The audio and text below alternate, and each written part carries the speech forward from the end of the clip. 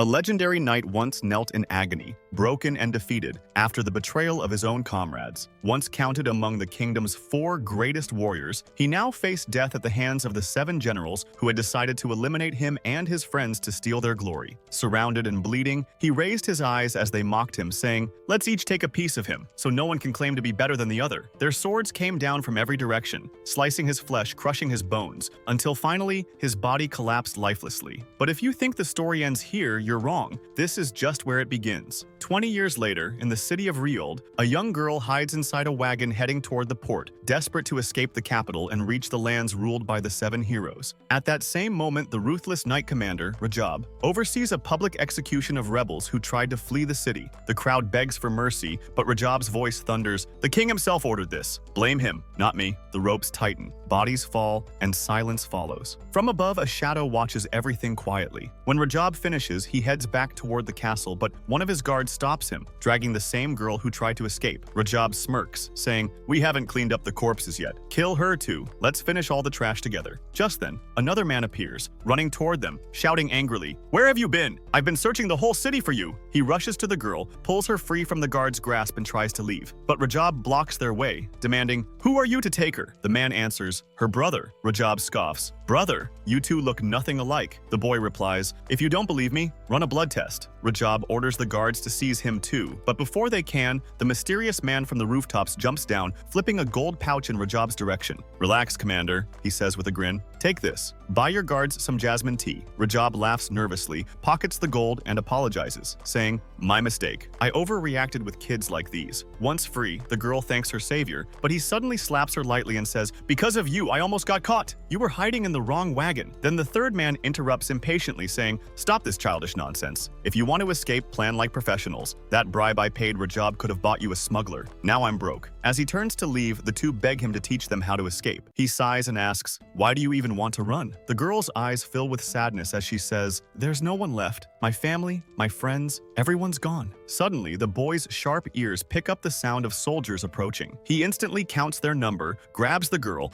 and throws her into the river to hide her. The guards appear and demand another bribe, but the boy refuses. When they attack, he moves like lightning, cutting the first one clean in half. The others charge, but within seconds, all lie dead. The mysterious man stares in disbelief. "Who are you?" The boy simply replies, "Just someone ordinary." Impressed, the man offers him a deal, to join him and escape together. The girl, soaked and shivering, climbs out of the water, introducing herself as Ferry. The man says his name is Fit. The boy finally says, "I'm Quinzel." Together they travel to a secret port under the city, meeting a woman named Tyria, a smuggler who agrees to help them for a price. Quinzel insists on doing the deal himself, but when Tyria asks who he is, he answers coldly, "That doesn't matter. If you won't help, I'll find another way." Tyria laughs. "You'll miss your chance then." The 7 heroes are coming to this city to end the civil war. They'll stay 2 days at most. Quinzel freezes. The very names of the heroes make his blood boil. "They're here?" he whispers. "Then this is my chance." Meanwhile, Riald discovers the smuggler's hideout and storms it with his soldiers. When Tyria confronts him, he accuses her of helping fugitives. She denies it, but Riald drags out a captured man who confesses everything. Without hesitation, Riald orders the man executed, then commands his men to kill everyone inside. He grabs Ferry by the hair and sneers, "Back to your doom again, pretty girl." But before he can finish, Quinzel crashes through the ceiling, cutting down the ropes holding up the tables, crushing several soldiers beneath them, and slicing through the rest like a whirlwind. Riald glares at him. "You dare challenge one of the 7 heroes?" Quinzel smirks. "That's exactly why I came." He kills the last of the guards and rushes to protect Ferry. Riald, terrified, flees the scene, knowing the king will kill him if he hears of this failure. Outside, he meets 2 guards who ask where his men are. Riald lies, saying they're dead,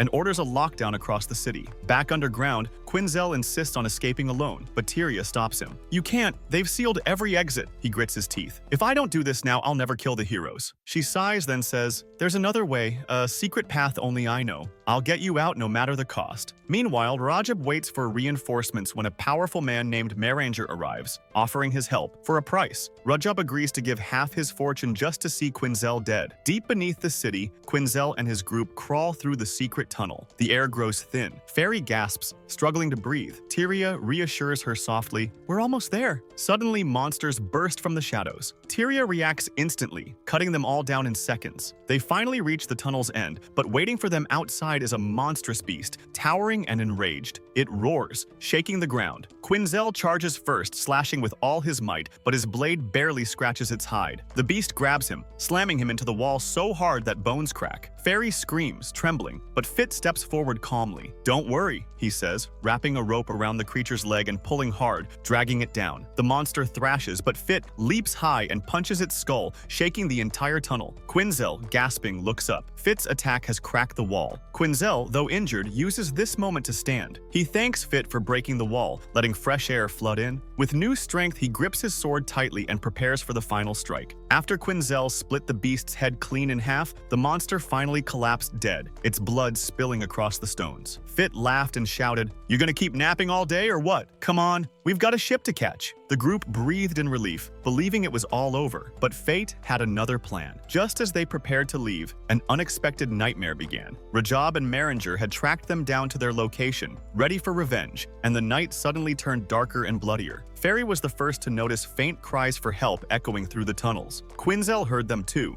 and when Rajab stepped forward, he mockingly explained that Maringer was once a smuggler like them, but had turned over a new leaf. "Now you've got two options," Rajab sneered. "Follow his path and surrender, or die here." Tyria glared back, saying, "All we ever wanted was to help people live normal lives, but monsters like you never understand." Rajab shook his head coldly. "Then there's no point in talking. Kill them all." His soldier drew a sword, and the moment the blade sang through the air, an eerie scream echoed from within it. A ghostly voice cried out, shaking the tunnel itself. The cursed weapon launched an attack, but Quinzel blocked it with all his strength, shouting, "Don't use that sword! The spirit inside will destroy everything." Tyria gasped, realizing what he meant. "That's no ordinary sword," she cried. "It's bound to a sealed spirit, a vengeful one that screams with destruction. If you release her anger, she'll annihilate us all." Hearing that, Maringer froze, guilt flashing in his eyes. Realizing how far things had gone, he decided to take the sword and leave. Rajab yelled, "Where do you think you're going?" Maringer smirked. "You wanted them delayed. I did that. Anything more will cost extra, my lord Rajab." Rajab offered him more gold, shouting, "Fine! I'll give you half my fortune, just kill them." But before the deal could continue, Maringer vanished into the darkness. Furious, Rajab grabbed the sword himself and charged at Quinzel. The clash shook the entire chamber. The blast ripped through walls and ceilings, collapsing the cavern. When the dust settled, Fit and the girls crawled from beneath the rubble, calling out for Quinzel. Fit reassured them quietly, "If he's the man I think he is, he'll be fine." Beneath the debris, Quinzel had fallen deep into an ancient hidden chamber. Rajab was there too, smirking. "You're a lucky man, Quinzel, but luck isn't intelligence. I planned all this. I lured you here so my guards could finish you off." He snapped his fingers, and soldiers surrounded Quinzel from every corner. Quinzel looked around, memories flooding back. He had been here before. "This place," he whispered, "my master Arjak sealed himself here to protect me." Back in the present, Rajab barked orders. "Kill him!" The guards charged, but Quinzel flew upward, dodging every strike. With a single swing, he sliced one soldier cleanly, shocking everyone. Rajab shouted, "Who the hell are you, ya?" Quinzel smirked coldly. "Just a piece of trash here to entertain you? Or are you scared already?" The soldiers roared and attacked again, but he moved like lightning, cutting them down one after another. "I don't have time for this," he muttered, charging straight for Rajab. Rajab stumbled back as Quinzel plunged his sword into the ground, activating an ancient curse that sent a wave of destruction across the hall, vaporizing every soldier instantly. Only Rajab remained trembling. How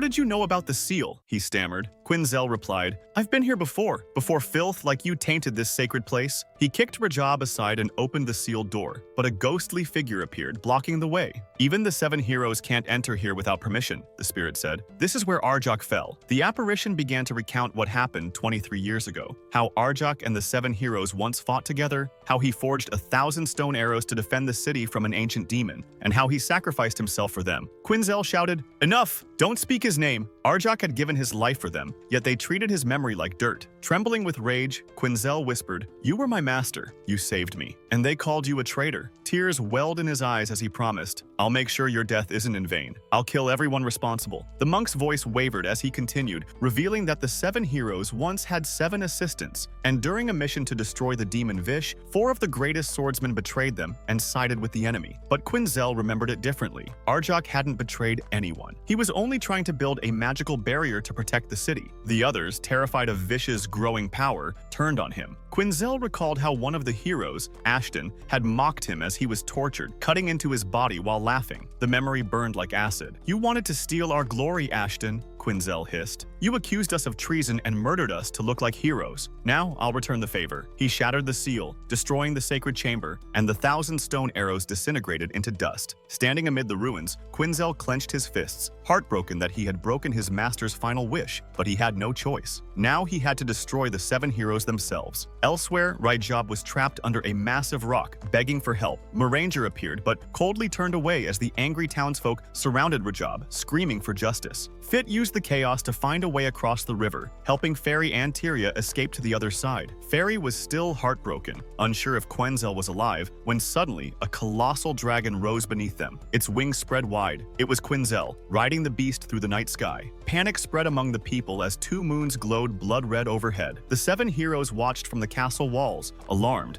and one of them ordered messengers to inform the Emperor immediately. Quinzel soared above them, eyes locked on the fortress. In the crowd below, a woman stood weeping beneath the twin moons, whispering that this was a warning of what was to come. Quinzel descended, his dragon roaring as lightning cracked the sky. The 7 heroes emerged from the castle gates to face him. Seeing them again brought back every ounce of his pain. He attacked without hesitation, but one of them cast a spell that froze his movements, binding him with enchanted ropes. The villagers shouted for the heroes to kill him. One of them, Jilan, raised his hand and said, "No, he may have suffered enough. Maybe he's not evil. Maybe he's just a victim of this cruel world." The crowd murmured, touched by his words, but Quinzel laughed bitterly. "That's exactly what you wanted, Jilan. To look like a hero loved by the people while we're buried as traitors." Rage filled his heart as he tried to break free. A knight flew in on a dragon, striking him hard and knocking him unconscious. Fit, watching from a nearby ship, shouted his name and dove in to rescue him. Quinzel crashed into the ship's deck, bleeding but alive. Fit grabbed the controls, steering the vessel toward the castle. "Hold on," he said. "This isn't over yet." Ferry threw herself between Quinzel and the knight, spreading her arms wide and shouting, "If you want to kill him, you'll have to kill me first." The knight snapped, "Move aside before you die too," but she refused, crying that Quinzel had once saved her life and she owed him everything. Furious, the armored knight struck her down with the hilt of his sword, sending her sprawling across the ground. Fit dashed forward to protect Quinzel, but suddenly stopped mid-run, eyes narrowing as he recognized something familiar about the knight's armor. "Wait, that crest, you're a princess from the neighboring kingdom," he gasped. Removing her helmet, the knight revealed herself, glaring at him and demanding, "Then you know what he did. Don't interfere." Fit begged her to stop, saying, "Please, don't do this. Tell me why you're after him." She trembled, voice filled with hatred. "He killed my brother, Lord Krat," she said. Fit froze in disbelief. "What? That's impossible. Are you sure of what you're saying?" She nodded sharply. "I saw the reports myself. Stay out of this or watch me take his life for my brother's honor." She raised her sword high,